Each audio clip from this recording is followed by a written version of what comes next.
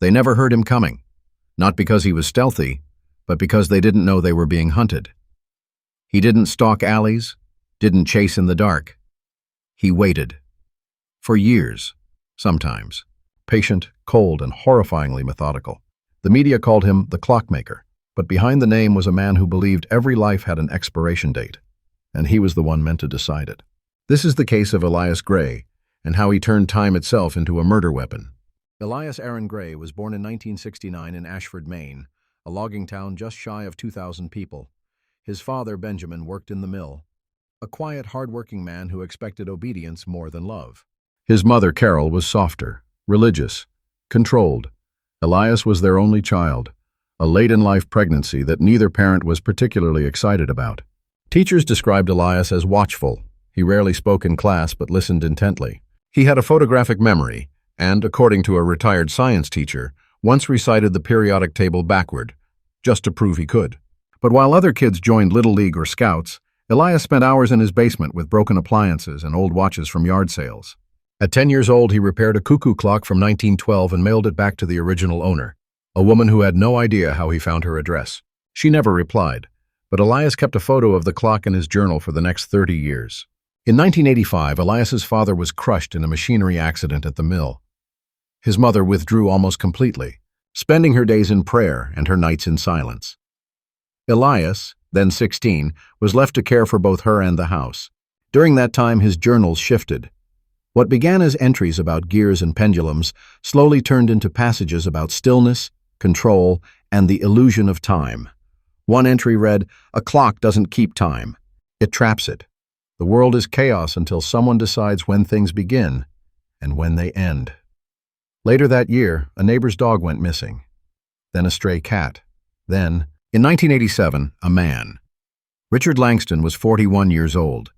A long-haul trucker, divorced, no children. He disappeared during a route from Vermont to Maine. His truck was found abandoned in a rest stop.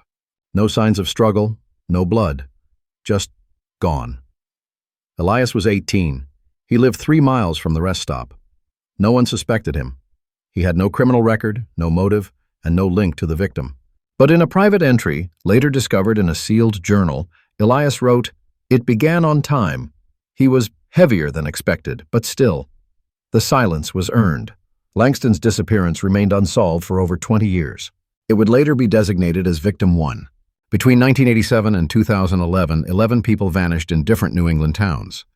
They ranged from ages 28 to 65. Men, women, blue-collar, white-collar, different races, religions, backgrounds.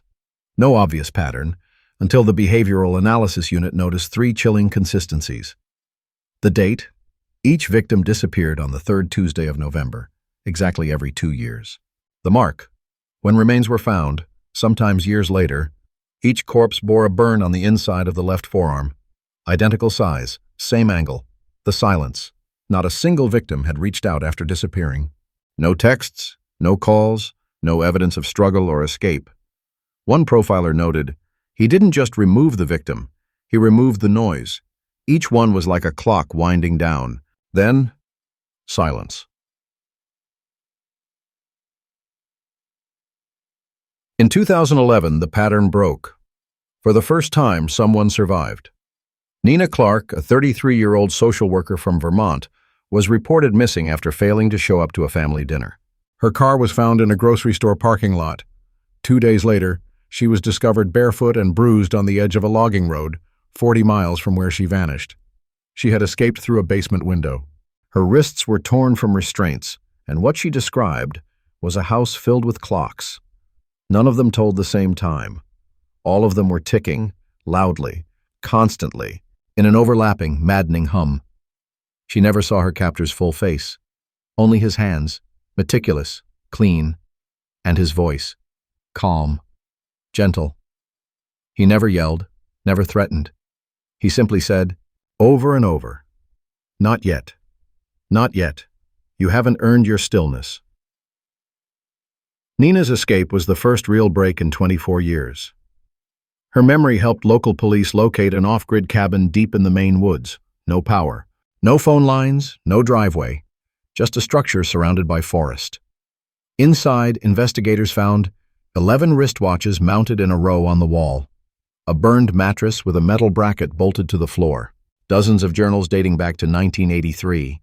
Photographs of forearms. No faces, no bodies, just the same angle over and over. And in the center of the room, a hand-carved wooden clock with no hands. Each journal was catalogued. Some were coded, but many included detailed accounts of the murders, including drawings, timelines, and philosophical ramblings. Elias hadn't hidden what he did. He documented everything, and he did it in his own name. Elias Graye was arrested at his home in Ashford, the same house he'd grown up in. He was 42. He'd never left. Neighbors described him as distant but polite. He worked part-time at a local repair shop fixing old radios and clocks. When officers entered his workshop, they found an entire wall of dismantled timepieces. None were working. When asked why he never sold his repairs, he replied, "They're not supposed to start again." He was arrested without resistance. No outburst, no questions, just one request: that he be allowed to bring one broken watch with him. Elias was charged with 11 counts of first-degree murder, 1 count of attempted murder, and multiple charges related to unlawful confinement and desecration of corpses. The trial lasted nearly a year. Elias never spoke in his defense.